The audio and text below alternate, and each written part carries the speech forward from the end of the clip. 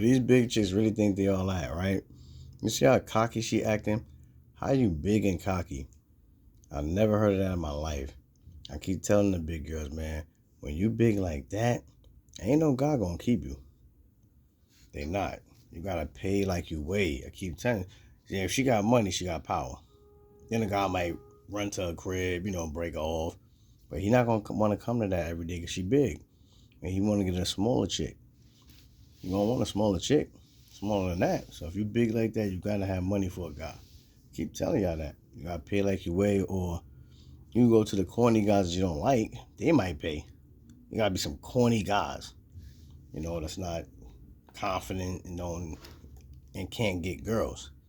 Those are the only men she's gonna attract is men that can't get chicks. And they just be desperate and they'll take her. I'm telling you, it ain't gonna work.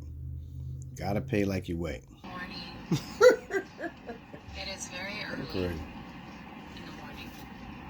But it is January 1st, 2025. And I just want to say Happy New Year's Day. And I hope you spend your New Year's Day with your loved ones or your loved pets, because I totally forgot to mention those, but pets are very important.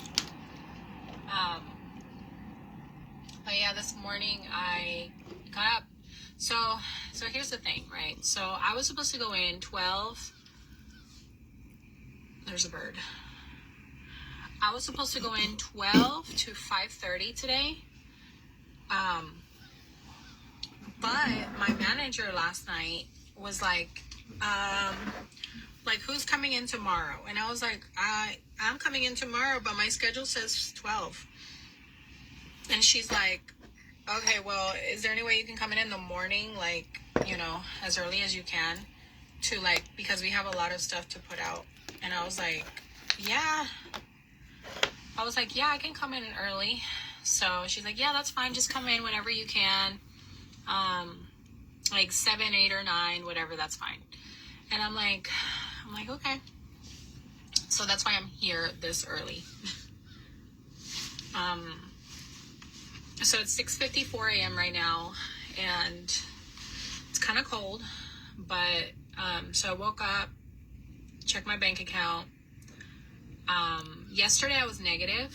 I was in the negatives. I was at 12.12, which is weird. And I'll make a separate video about 12.12, but, now I'm negative $37 and some change because, one of my credit cards charged me this morning.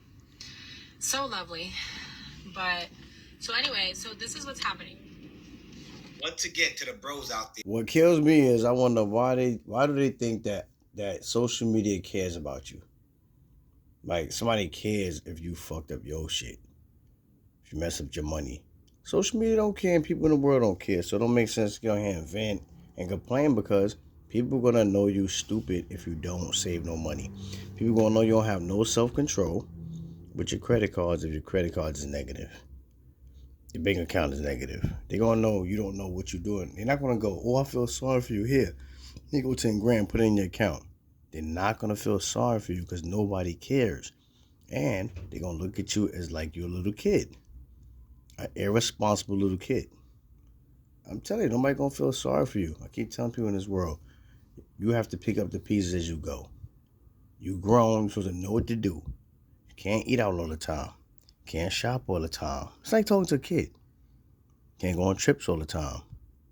You gotta have a checking and a savings. You don't bother the savings. You spend the checkings. Now, when you spend your spending money and there's no more spending money, you don't bother the savings. And then you just keep working hard and you keep putting it back into your checking. Then you put more in your savings. These women don't have no orders and then they go ahead crying like, people really care. Nobody cares. Especially if you messed up your own life. This is crazy. I was ashamed. I literally have never felt embarrassment like that in my entire life. It's actually mortifying. This haunts me. I have a huge crush on this guy in one of my classes. When I say a huge crush, I mean I'm pining after this dude for months. For the entire semester, I am staring at the back of this dude's head thinking, that's my husband. Too shy, and I have negative riz to just go up and start talking to him, right? I just decided, you know what? I'm going to write my number on a sticky note and just give it to him. And then my professor gets sick. Now, my professor was sick for like a solid month because we left for Thanksgiving break, and then we didn't come back to that class until the day of our final exam. I have an entire month of not seeing this guy because we don't have class. And you know what they say? Distance makes the heart grow fonder. That is very true. Sitting, waiting to take the final exam, I'm sitting like in the lobby of the building on the couch, and the guy comes and sits right in front of me, and I'm like, oh my God, this is my moment, this is my time, this is my Super Bowl. Like, this is what I've been waiting 4 months for. I write my number on the sticky note.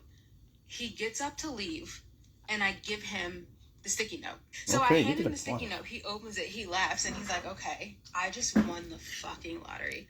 I have reached the promised land. So we go in, we take the exam. He finishes the exam before me. I get out of the exam, I see a text from him. I'm overjoyed. We start talking, ha-ha and kiking. The vibes are good. The vibes are good. Andrew, this was the days of mask mandates and having to wear a mask to class. So he couldn't really see what I looked like because he never really paid attention to me and I was wearing a mask. I knew what he looked like because I fucking stalked him on Instagram. But after like a day or two, he's like, hey, I never really got a good look at you. Like, send me a picture. Take the mask off, fool. I send him a photo. He stops responding. When I tell you, I've never wanted to yeet myself off the top of a building more. I was mortified. I was embarrassed. I was ashamed. I literally have never felt embarrassment like that in my entire life. No, it's not that. He just don't want you. Some men are picky. Like, you know, I got family members like that. They picky. Like, I'm not picky. You know, my brother's picky. Some men is picky. They want a certain type of face, a certain type of body, certain type of shape. You have to look a certain kind of way. They have to want to look at you. So some guys, not that you ugly, you're decent. I give you like a little 5.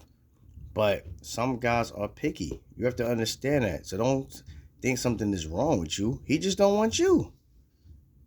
Yeah, it's fly guys out there like myself that be out there talking, but they have to just be feeling you. If they're not feeling you, or they don't like the way you look, they might say I look too ghetto. They might say, ooh, he look like a player. You know what I mean?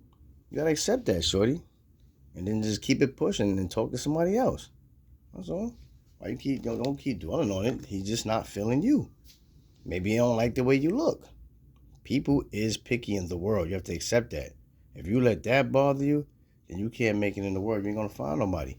Keep searching. Don't give up until you find somebody, and keep your mask off so they can see your face. So when you're talking to them, and this is the main thing we gotta stop doing. Don't turn down the guy that want to talk to you. When you ain't got that mask on and a guy can see your face and he holler, that's the one for you. You take him and be quiet. Don't be picky. Because you be picky, you're going to be alone. Damn.